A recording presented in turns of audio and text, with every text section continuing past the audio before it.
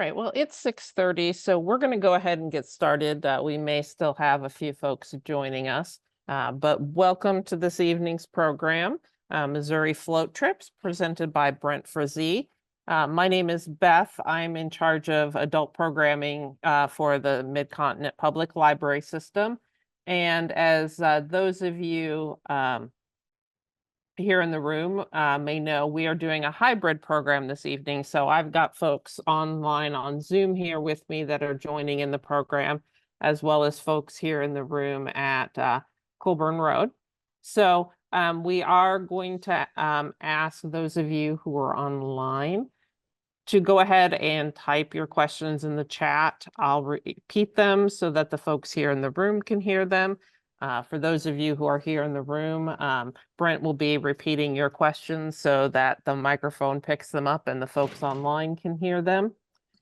If you are here in the room with us, you have a yellow sheet. So that's our program evaluation. That helps us know how we're doing and other topics of programs you might be interested in. So we hope you'll take a moment to fill that out. For those of you online, I've dropped a link to that survey in the chat. So if you can take a moment at the end of the program to fill that out as well, that helps us out. We will save time at the end for questions. But if you have questions as we're going along and it pertains to the particular slide rather than just in general, we'll take a moment to answer that as well. That's good. I did also want to mention a couple of upcoming programs that we have. The first one is Monday, June 24th here at Colburn Road in person. It's our Kansas City Garment District, Piecing Together the Past. Local historian David Jackson will be talking about the history of the Kansas City Garment District in downtown Kansas City. We were one of the leading manufacturers for quite some time of ready-made clothing, and he'll tell you more about that.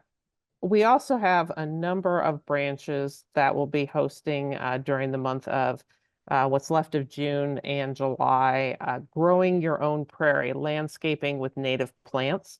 The closest one to where we are here at Colburn Road will be on June 22nd at 3 o'clock at our Lee Summit branch. But we'll be joined by folks from Smithville's Grassland Revitalization Project, who will talk about different native plants that you can use and how you can establish and manage them in your own landscape. We also have a program on July 9th that is on Zoom that is Controlling Garden Marauders. Mark Lyons, who's an experienced master gardener, will be talking about strategies and tactics to stop all the pests that come into our gardens in the summer, whether it's squirrels or deer stealing your corn or aphids getting into your cucumbers. He'll have strategies you can use to prevent them from destroying your plants. And then on June 25th at 6:30 on Zoom, we have Carol Davitt, who's the executive director of the Missouri Prairie Foundation, who'll be talking about the natural history of the prairie ecosystem that once covered more than 15 million acres here in Missouri. So both of those programs that are on Zoom, you will need to go to our website and register in order to get that link.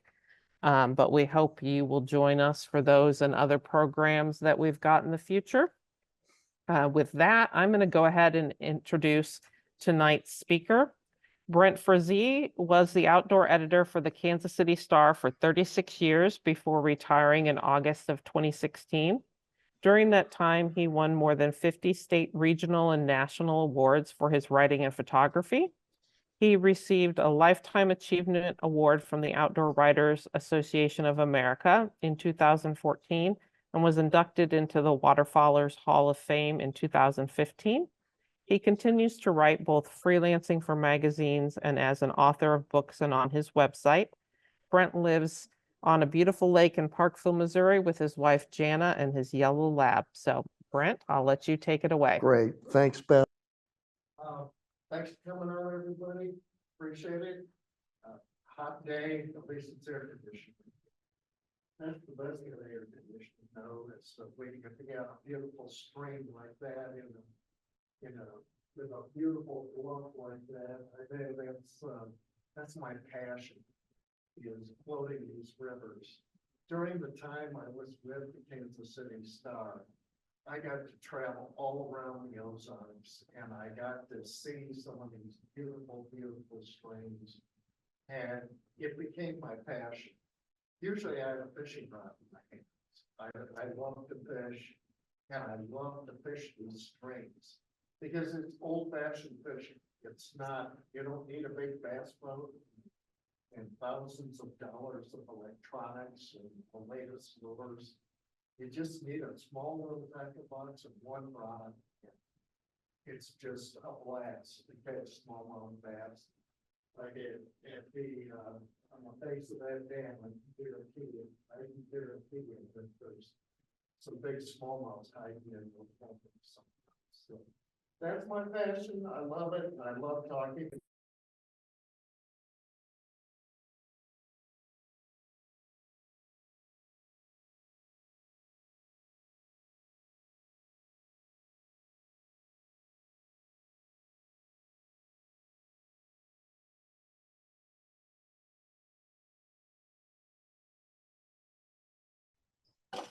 There you go. Okay, can you hear me?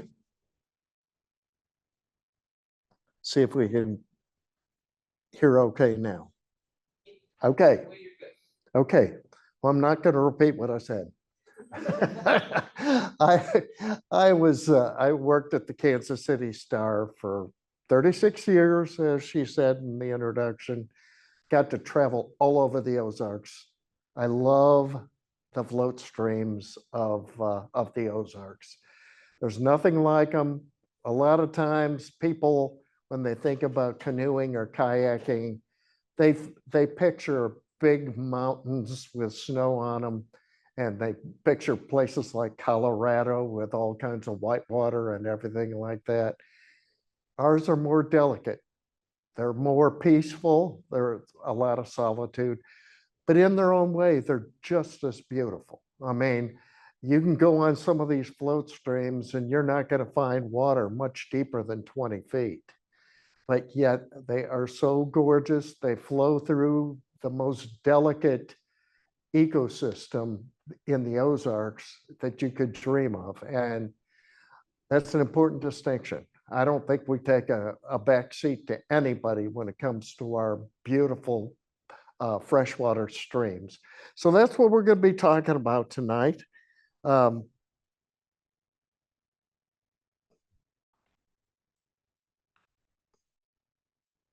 Okay, there we are. Okay, so we're going to talk about paddling Ozark style. What you'll find, the Ozark float streams are gems. They're just in a rugged landscape. Southern Missouri and northern Arkansas, they cut through some of the most remote country in those two states. It gives floaters a true look at what the Ozarks are all about. Characteristics, like I said, most of the float streams are shallow with a series of riffles and pools. And most of them are pretty calm, pretty, not a lot of danger or anything, but in high water and heavy flow, there can be problems. There are hairpin turns in some of these streams, and when trees and other debris get washed into the river, they can be challenging. So you have to keep an eye on things. You can't just there's so many parties that are so busy having fun that they don't realize that they're coming up on a log that's fallen over the river or something like that. So you do have to be careful. Many of these float streams, they flow past beautiful bluffs like this and springs, and wildlife. If you go during the week, you have a good chance of seeing wildlife. I mean, if you go on the weekend when it's a party scene, your chances of seeing wildlife are a lot less.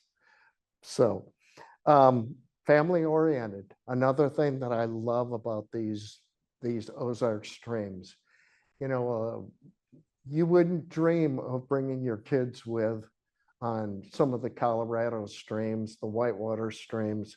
I mean, the current is just too fast and the skill level is too high. But the Ozark streams are just so well suited for just a leisurely trip down the river. And we're going to talk about some places that are good for family floating. So we're going to go into some of those things.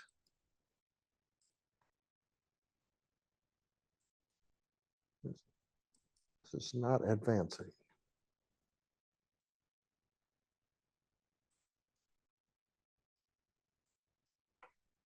Well, it's not advancing.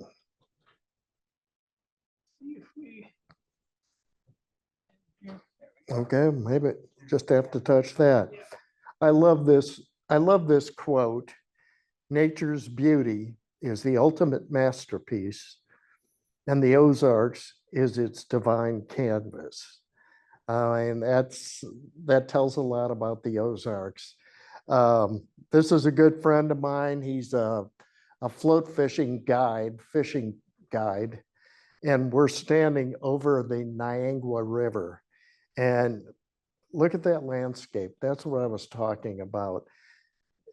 You know, you don't find development or you don't find billboards or anything like that around places like the Niangua. It's just scenic beauty.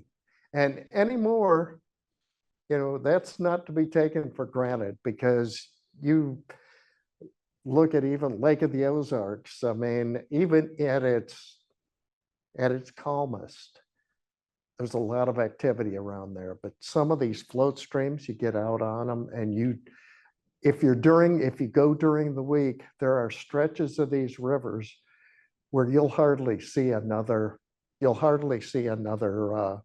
boat or group of people. So that's what I love about it. Okay, river time. Mode of travel. And that's important because, you know, when I started off floating the Ozarks, there was just about one way down, and that was going in a canoe. Now people canoe, they kayak. A lot of my friends who like to fish, they'll go down in a john boat, and even rubber rafts, which is hard to believe because some of these streams, you know, they only have this much of water, but they get through it. I mean, these rubber rafts, they'll get through some of these places. So, and a lot of people like to use an inner tube. They rent out inner tubes too. So that's the fun of it. You'll see everything when you go on float trips in the Ozarks. Here is the slide that I'd like you to take a photo of if you want to. This is a directory, you know, of everyone in the Missouri Canoe and Kayakers and Floaters Association. And really, this is an invaluable resource because this tells you not only the condition of the river that you're hoping to float, but if you want to go to a specific town like Pineville for the Elk River, it tells you what canoe rentals there are, and it gives a ton of information. Now, like I was saying earlier, it would have taken me 2 hours to read off every one of the canoe rentals in the state. So I'm just giving you the link, and you can go there and you can plan your trip accordingly. And one thing that some people do not do is they don't reserve a canoe. They just figure, well, I'll just show up. On some of these popular streams, that's not a good idea because they do get reserved up. I've had friends who've been really disappointed. They'll go down to an area and they'll show up and the canoe rental people will say, hey, we've rented every one of our canoes. They say, do you want to go down in an inner tube? And they say, some of them are about my age, and they say, I don't know if I want to bounce off the rocks down on an inner tube. So, that's important. Plan ahead. Missouri Department of Tourism also has floating tips on its website. And that's a link to that too. And that's good too. They pick out they feature a few of the popular float streams. They don't feature everyone, but they have some real good tips on that too. So might keep that in mind too.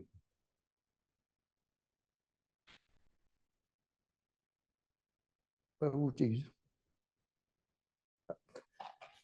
Getting fat thumbs here. There we go. Times to go. For solitude. We were talking about this earlier before the program. If you were looking for the true nature experience, go on weekdays. I'm going to repeat this a couple times in my program. It's important.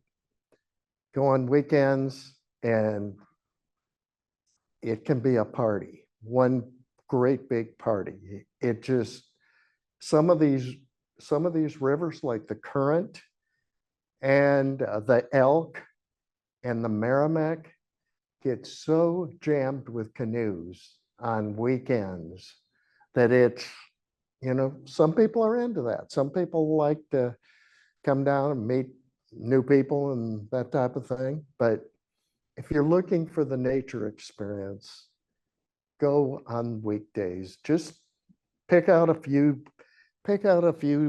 vacation days and make sure you rent a canoe, call down ahead of time, rent a canoe, and I think your experience will be a lot better. Party scene, like we were talking about, the elk, the Current, the buffalo especially, they can just be, I've seen times when you could walk across the water on canoes. They're so filled that it's like bumper cars on the water. I don't know how they even get down the river like that. And you do have some confrontations with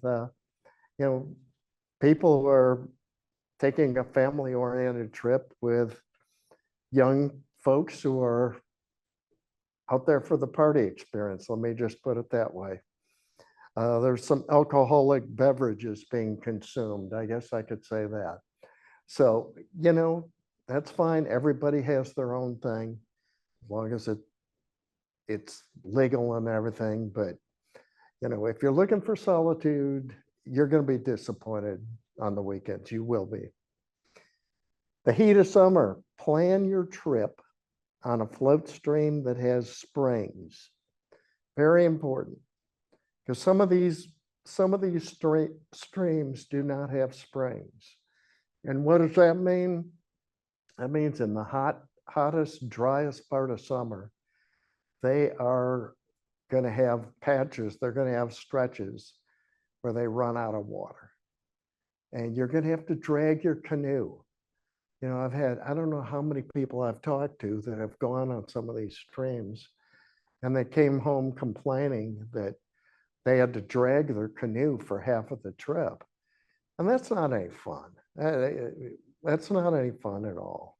So plan on, I'm going to give you some of the streams that have good springs in them, and plan on going on one of those, because places like the Current, they don't run out of water. I mean, they've got so many springs in that area. They've got water no matter how dry and hot it gets. So that's an important thing too.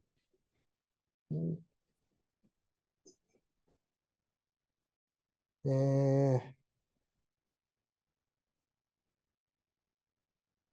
Okay, times to avoid. High water. Very important. And this summer is a perfect example of that. High water, we think we've had some rain up here. Yeah, we've had rain, but we're nowhere near what the Ozarks has had. They've just been bombed with rain, and it's resulted in poor floating conditions. Like last week at this time, they were keeping people off of the Current and the Niangua and some of those rivers down there because conditions just were not good. I mean, the high water and beginning and even intermediate floaters do not belong in a high water situation. Way too many hazards, way too many like logs and floating debris and trees that are washed into the water. It's dangerous. So, pay attention to that. And even with that list of canoe rentals that I provided, call down there and check the weather before you go and call down there and say, hey, are conditions good for floating? They'll tell you they're not cutthroat for business. They know if people come down there and they have a bad experience, they're not coming back. So they'll be honest with you. Long floats. Another thing that I hear complaints about. People get excited about floating these rivers and they say, sign me up for the 9-hour float. And about 4 or 5 hours in, they say, is this ever going to end? It's just where they're asking every other canoe down the river. They say, how far to the Acres Ferry takeout? And I say, oh, you've got a long ways to go. And those people they're regretting taking that long of a float. So I recommend that if you're just starting off, just take a medium float, like an intermediate. There are some floats that I'm going to show you that are very short, like an hour and a half. But if you've floated before and you feel pretty confident, there are quite a few of these floats that are 3 to 4 hours. And that's perfect. That's just perfect. That'll give you time to pull over on a gravel bar. And if you have family, if you play with the kids on a gravel bar and let them stretch their legs, some people even, pull over to eat on a gravel bar or something. Just make it enjoyable. And don't make it to the point where you're having to paddle hard the whole way to get to your takeout point. That's not fun. Holidays or weekends. If you want solitude, we've talked about this. I'm just drumming this in. Stay away. It is a very popular summertime activity in Missouri. We spread out that pressure over quite a few float streams, but still, I'm just amazed at the number of people who show up to float on weekends. So, no, it's still not clicking.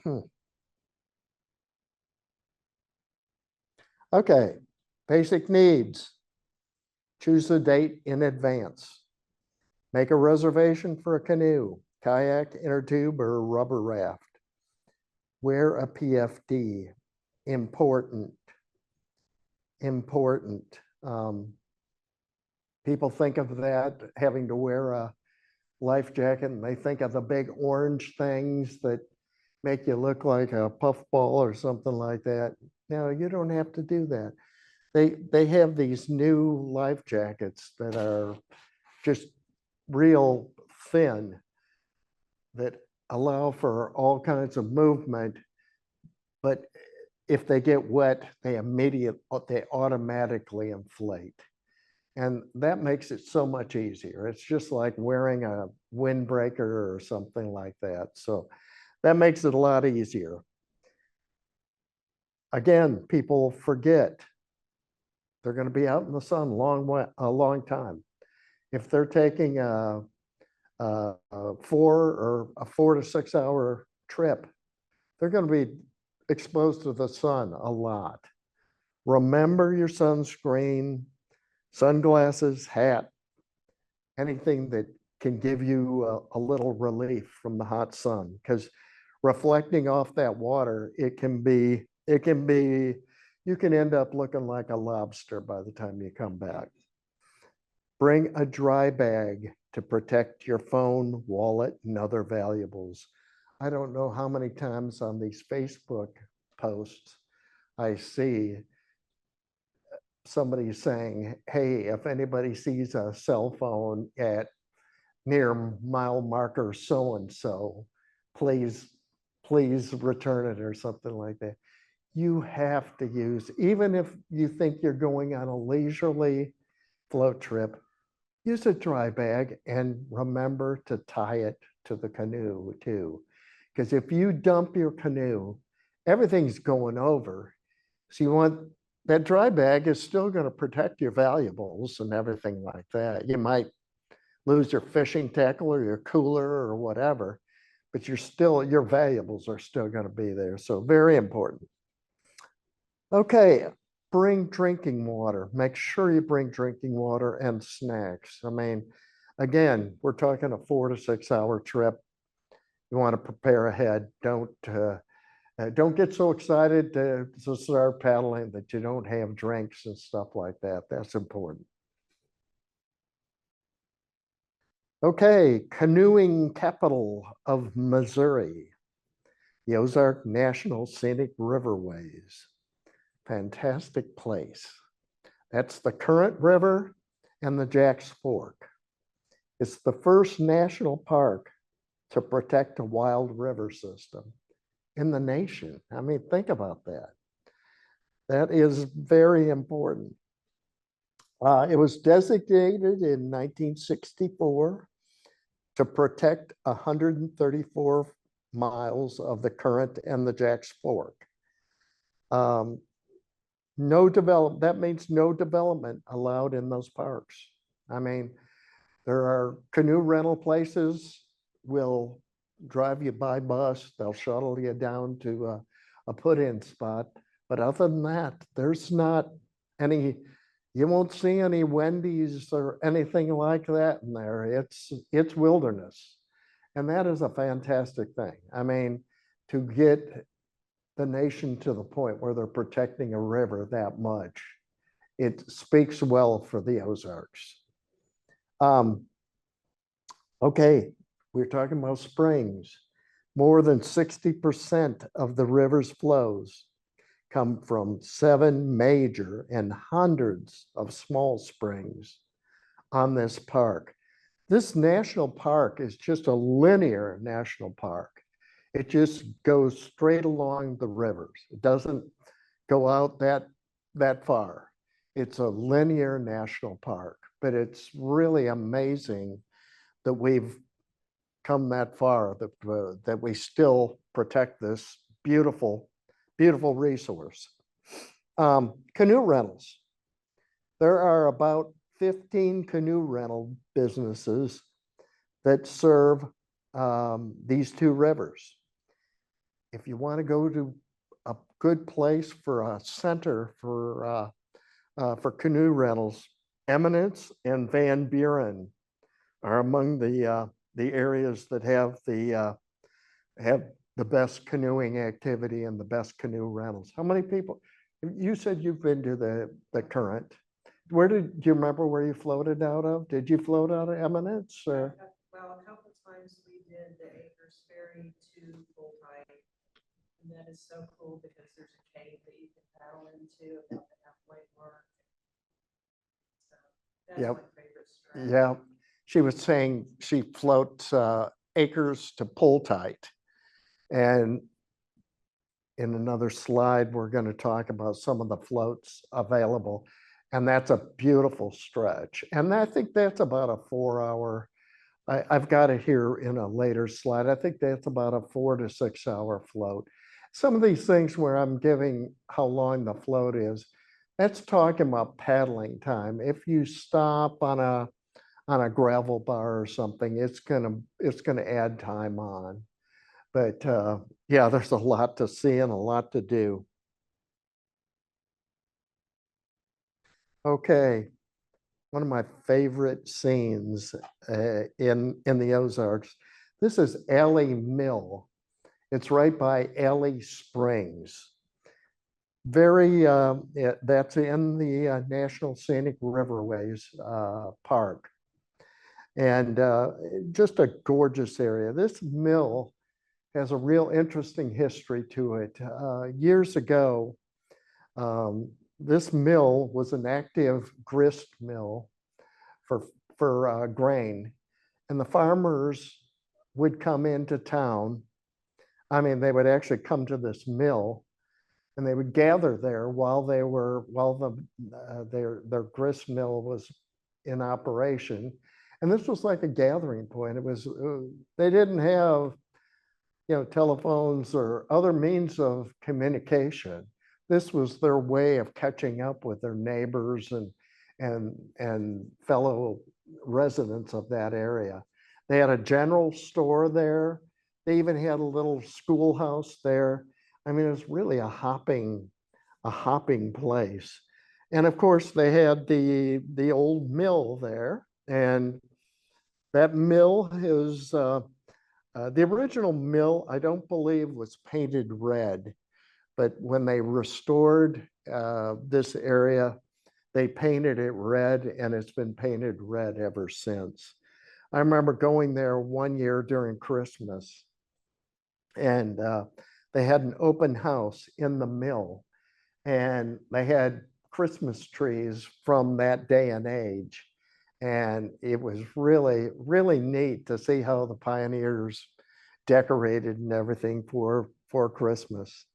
There are other beautiful, beautiful springs in the area.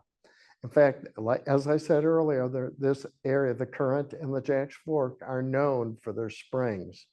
And one popular thing to do down there when you're in that national park is to go spring hopping. You can either do that by canoe, or you can even sometimes you can do it by hiking trail, or some of them you can even drive to. And that is really fun. Big Spring is one of the largest springs in the United States. Blue Spring is known for its beautiful turquoise water. Welch Spring is a very fascinating place. You'll find it's at the base of a bluff, and right off to the side of that is the foundation for an old hospital. There was a doctor back in those days who believed that the cool, crisp air from the spring could solve asthma. And of course, some of us know that that's not the best thing for asthma now, to have cool, damp damp air. So, he stayed in business for a while, but the remnants of his hospital are still there. So you can't go in. They've got grates over the entrance, but you can take a look at the outside and everything like that. Camping. There is a lot of camping available. You can camp on some of the gravel bars. One thing you have to watch out for when you're camping on the gravel bars is to make sure that you're aware of the weather forecast. Because as we were saying, sometimes it can look just beautiful, and a pop-up storm can come and the water raises in a hurry. And if you're on those gravel bars, the water can come up to dangerous levels if you're camped out there. The one thing is the rangers do a great job of coming by in advance if there's a rainstorm and evacuating people, just telling them you got to get off the river because it's a dangerous situation. But on land, there are some great campgrounds. There's a campground right here at Ellie Spring. And again, this link, if you're interested in camping at all, this link is good too. It tells about all the camping areas on the Current and the Jacks Fork. So that's good information too.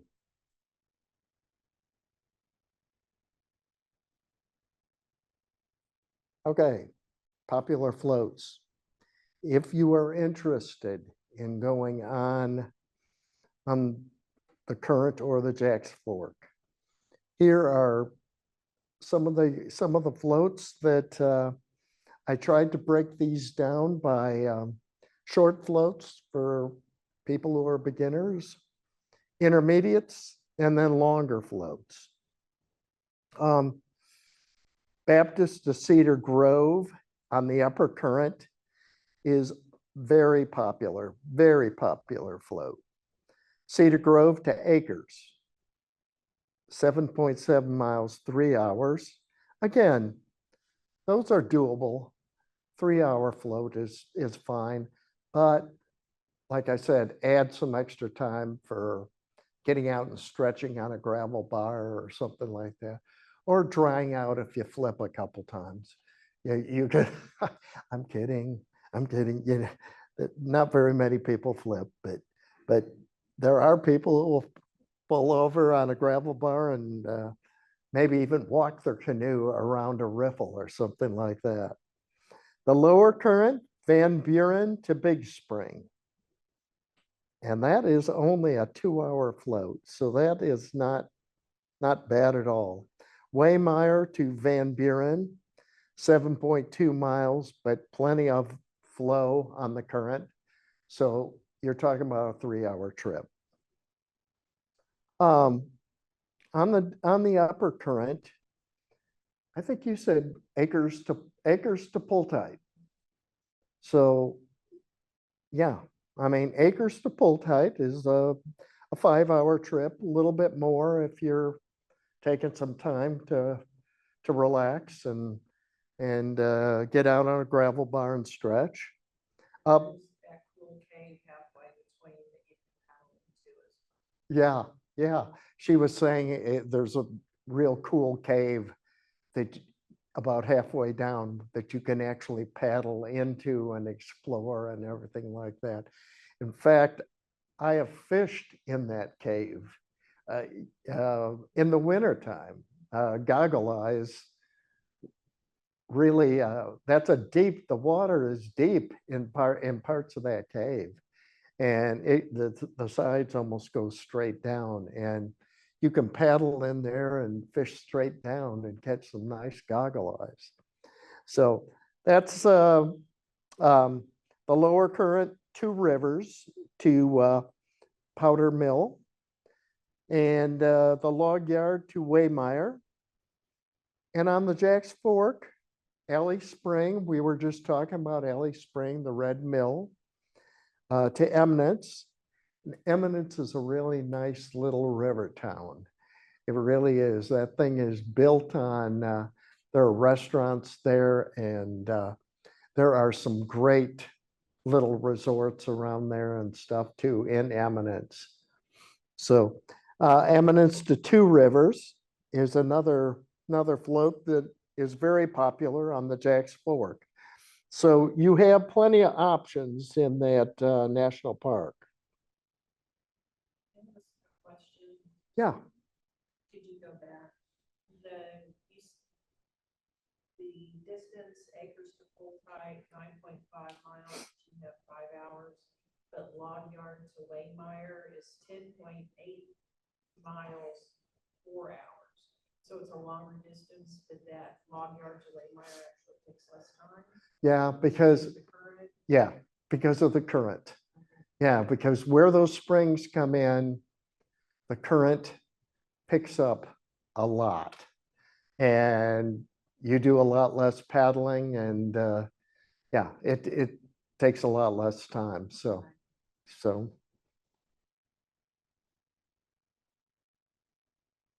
Okay, another national gem.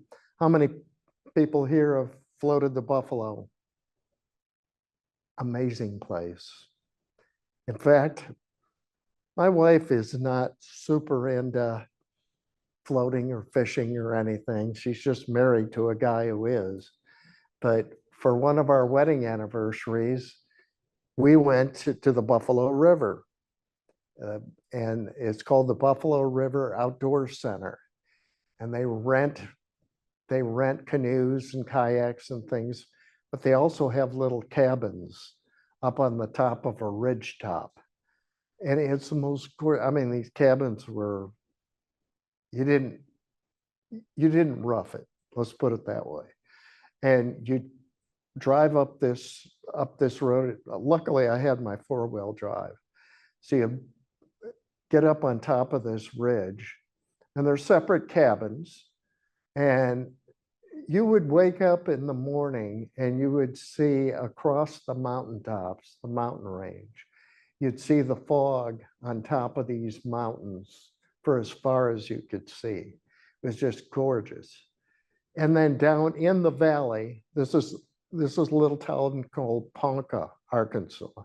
Down in the valley, there are wild ranging elk down there that you could get not real close, I mean, within a binoculars range. I mean, you could watch these elk feeding and stuff. And then all these amazing hiking trails in the Buffalo River, just all these and again, for every skill level that you could think of. Some of them go right along the river. Some of them are up on a vista, where you have a vista of the river and everything. I mean, just an amazing area. I love this Buffalo River area. First waterway in the country to be designated as a national river. Now, we were talking about the Current and the Jack's Fork. That was designated as a national park. The Buffalo was designated as a national river. 153 miles in length. It's known for its clear water and beautiful bluffs like this one shown here. And as I said, also famous for its many hiking trails. National Park Service lists 12 approved canoe rental businesses. And I had somebody at my last talk say, well, those are the approved ones. Are there unapproved ones? I don't know. I don't know. But that's all I know, that they are, the National Park Service lists these as they're approved. So again, you might want to take a look at that website too. Again, National Park Service. It talks about the rentals, places to get the rentals. Okay, popular floats on the Buffalo. Ozark to Pruitt is only 2 miles. It's 1 to 2 hours.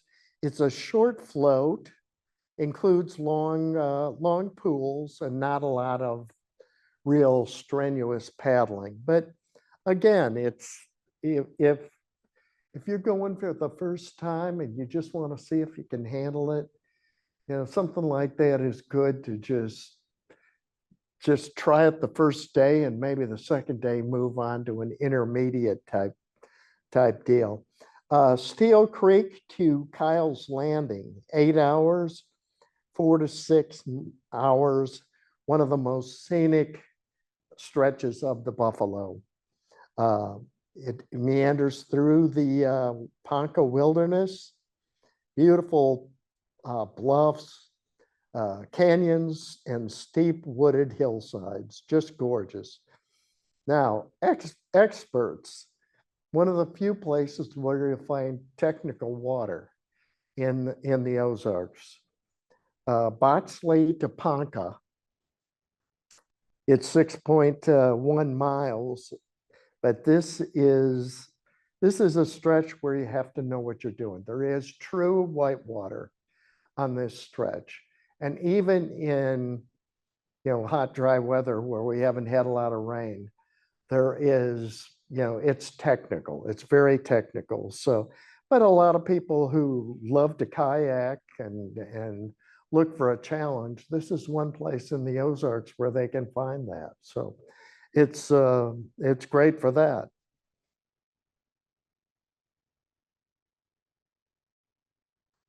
Niangua River. Niangua is the closest float stream to us here in Kansas City. It's about 3 hours down there. A real center for renting canoes down there is the Lebanon area where Bennett Spring Trout Park is. It's a 125-mile waterway, flows through south central Missouri. I was telling people earlier, it's like two faces with the Niangua. And above Bennett Spring, it's a warm water spring. It's known for its smallmouth bass and goggle eyes and warm water species. Just some beautiful stretches of the upper Niangua. Once you get to where Bennett Spring enters the Niangua, it's cold water, and it instantly changes. I mean, you're talking about, it's more of a trout stream at that point because the spring water that's flowing into the Niangua, but both stretches are just beautiful. Canoe rentals, as I said, many outlets near Bennett Springs State Park. Featured float, a lot of people like to go from Bennett to the Corkery campground. It's about 9 miles, not 9 hours. And again, you have a pretty good flow because you have spring water coming into the river at that point. Now my pointer's working, okay. 11 Point, gorgeous, gorgeous river. 138 miles from Willow Springs, Missouri into northern Arkansas. Again, we're talking about something that was designated for protection. A 44-mile stretch of the 11 Point was designated as a National Wild and Scenic River by Congress in 1968. You're seeing a pattern here. Some of these beautiful Ozark streams were deemed as such gems that people lobbied to have them protected and not have a dam put on them to form a reservoir for flood control or whatever. So we're lucky that people in Missouri were environmentally aware of how important these waterways were. Known for its stunning scenery. Gains much of its water from Greer Spring, one of the largest springs in the world. 11 Point is known for its trout fishing below where the cold water enters the river. The most popular float is from the Greer access to the Whitten access. 11 miles, 4 to 6 hours. Again, you're clipping along pretty well when you're going below that spring. The Elk River. Lady in the audience here was saying how she used to float the Elk River. Gorgeous, gorgeous stream. And the surprising thing about the elk is it's pretty well, it's pretty far from any major city. I guess Springfield would be its closest. Joplin's about 40 Joplin, miles away. yeah, Joplin. But the thing is just besieged by people on the weekends. I've seen pictures. It's almost funny. I mean, you almost wonder if it's photoshopped, but it's not. And of weekends when there are just so many canoes on the Elk. But again, you get out there on a weekday or early morning before the partiers get out there, you can have a great float. And it's obvious why it's so popular, because it's just gorgeous. It is an absolutely gorgeous stream. Known for its clear water, bluffs, and springs. This is a picture from a kayak going right under an overhanging bluff, and just gorgeous. Most of the major canoe and kayak rental businesses are based in Pineville, the town of Pineville, and Knoll. And again, it can get packed on summer weekends, but I've gone on there on weekdays and hardly seen another canoe. So, I mean, just a great place to enjoy nature. The Merrimack. Anybody here been to the Merrimack? No? Okay, it's a little far from us, but it's a major floating center. It stretches from the headwaters southeast of Salem, Missouri, to where it empties into the Mississippi River near St. Louis. 218 miles, one of the longest free-flowing rivers in Missouri. Of course, the Missouri River is the longest, of course. History once was slated for a dam to create a reservoir. But interestingly, again, we're talking about environmentally aware citizens. They lobbied very hard to not have this reservoir built, and Congress listened, which is amazing to me. But I guess they wanted to keep their constituents happy, and I'm glad they did, because the Merrimack is a gorgeous stream. The flow really increases where Dry Fork Creek joins with the Merrimack. The Merrimack flows into Merrimack State Park, which offers canoe and kayak rentals, riverside camping, and hiking. And that is one of our most popular state parks, and it's a gorgeous state park. The featured float is from Merrimack Trout Park, and that's a different thing than Merrimack Spring.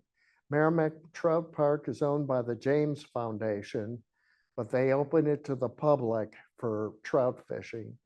And it's like our other trout parks where it's stocked daily during the season. But starting there, and you'll notice it's spelled differently. I don't know how they ever came up with that, but the Merrimack Trout Park is different than the Merrimack River and Merrimack State Park. In fact, when I first started at the newspaper, I spelled Merrimack Trout Park correctly, and some readers called in and said, "Hey, hey newbie, you misspelled Merrimack Trout Park." I said, "No, I didn't. I mean, they're spelled differently." So interesting that they do that. That's a beautiful float, and you'll see little. Obviously, you're not going to float that portion. You're going to walk around it, but you'll see little waterfalls like that and everything. So gorgeous area.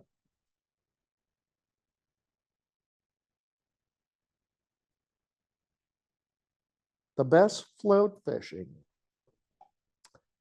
I love float fishing the Ozarks, as I've told you. Look at this. This is the Kings River right here. Look at the way the braided channel like that is just gorgeous. And you'll find this in a lot of these Ozark streams. I mean, just great places. Kings River is located in southwest Missouri and in northern Arkansas. Excellent smallmouth bass fishing. The Gasconade, it's known as one of the world's most crooked rivers. It just goes like this. I mean, it just, in distance wise, you're not going that far from north to south, but yet it can take you forever to get through that stretch because it's so crooked. But it is a fantastic place to go for smallmouth bass. If you're looking, I've floated and fished the Gasconade forever with some of the good old boys, some of the most colorful good old boys that you can imagine. I remember one old boy that took me out. He wore bib overalls and he had a white T-shirt underneath it, and it was covered with tobacco stains. I don't think he had washed it in a couple of years, maybe, or something, but this guy could sure fish, I'll tell you. And he could tell you a lot of stories about the river. That's for sure. The Big Piney, gorgeous area. Flows through south central Missouri. Just stunning scenery, great fishing for smallmouth bass. And the 11 Point, I love the 11 Point too. Southeast Missouri, kind of down more toward the Boot Heel. From Greer Spring to Turner Mill, more than 5 miles of excellent trout fishing. North Fork of the White, it's a 109-mile tributary of the White River in south central Missouri. Excellent fishing for smallmouth bass and rainbow trout.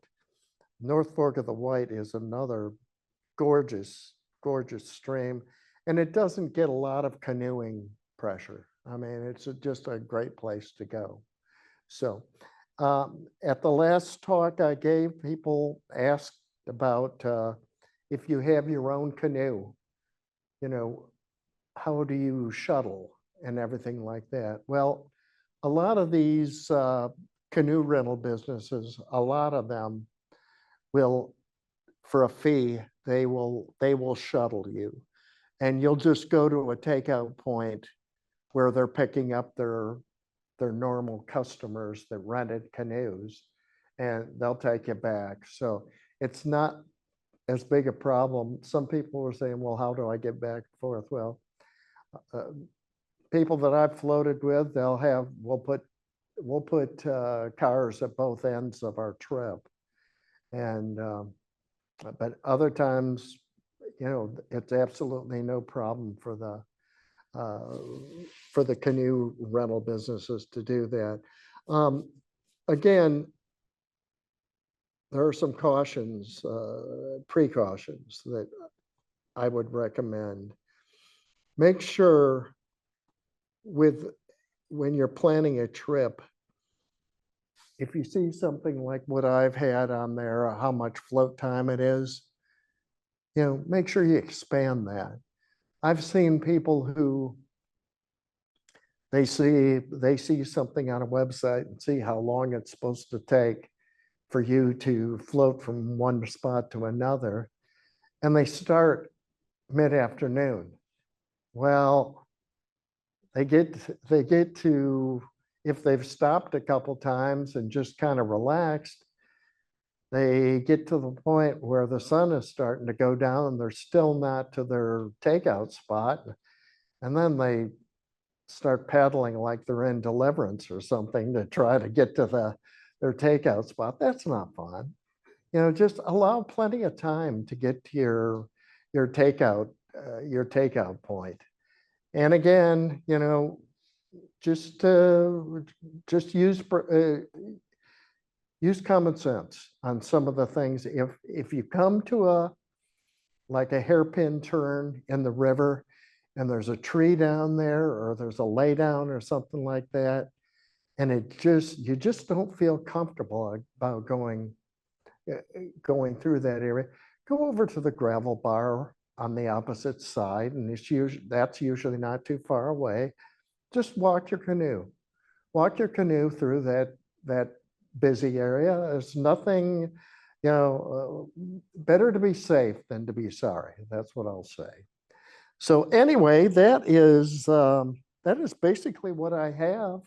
I'm open to questions or whatever. For those of you online, if you want to go ahead and type questions in the chat, that would be great. I've also put the link to the survey in the chat and I'll drop it in there again.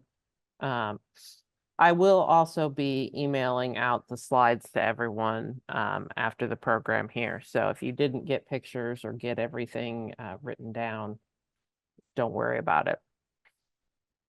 I may have missed it. Is the buffalo spring fed? Yes. Okay. Yes, it is. I know it's early, you need to go no later than June because it dries up so quickly. Stretches do, but it is spring fed. Most of it's spring fed. So yeah, gorgeous area, gorgeous. It's on my bucket list. What's that? It's on my bucket list. Good. Well, a lot of these rivers, and there are major rivers, and you're going to find on that directory also, there are areas that are only accessible, only floatable in the spring months.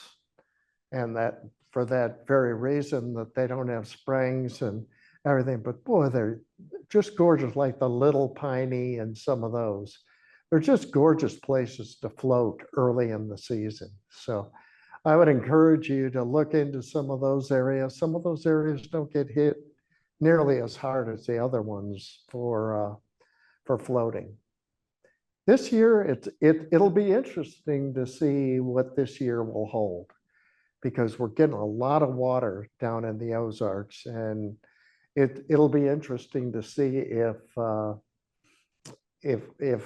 floating conditions are better throughout because it's recharging the springs and that type of thing. So I don't see any questions online, but somebody said they're doing Pull Tight this weekend. Nervous but excited.